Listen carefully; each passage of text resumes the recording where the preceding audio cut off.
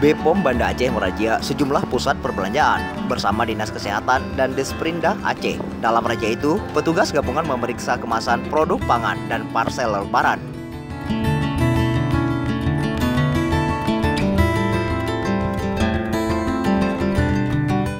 Dari sejumlah pusat perbelanjaan di razia, petugas belum menemukan produk tanpa izin edar, kadaluarsa maupun kemasan rusak.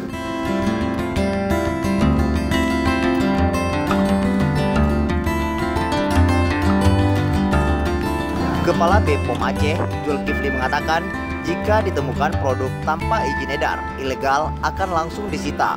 Begitu juga dengan produk kadaluarsa, setelah disita akan dimusnahkan. Zulkifli menegaskan, pengawasan terhadap produk tak layak konsumsi terus ditingkatkan menjelang Lebaran Idul Fitri 1441 Hijriah. Ya, ini sudah kegiatan rutinitas kita setiap tahun ya. Yang jelas dalam rangka walaupun dalam suasana COVID pandemi ya, Badan POM tetap terus bekerja dalam mengawal melindungi masyarakat.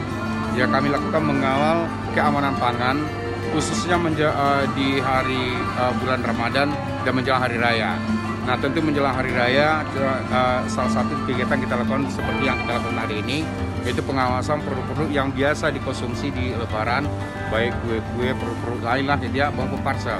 Nah, tadi hari ini kita dengan Dinas Kesehatan, dengan Desperindah Provinsi sudah melakukan sidak, melakukan pengawasan terhadap produk-produk pangan olahan atau parsel ya di 3 tempat.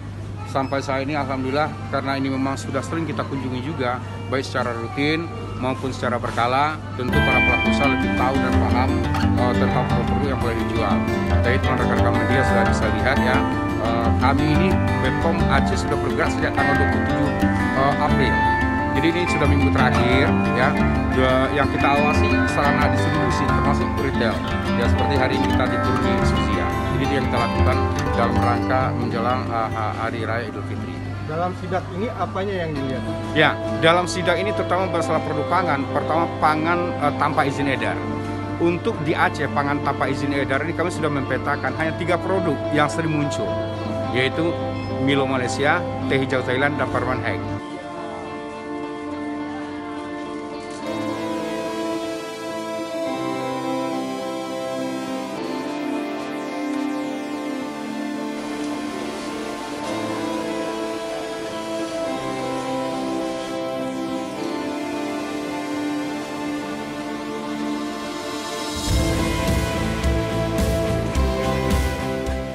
Meskipun di tengah pandemi COVID-19, petugas BPOM akan melakukan pengawasan agar makanan yang beredar layak dikonsumsi.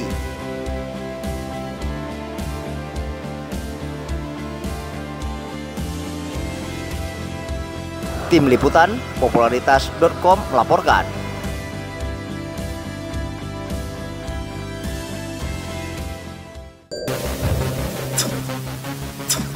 Popularitas.com, berita populer.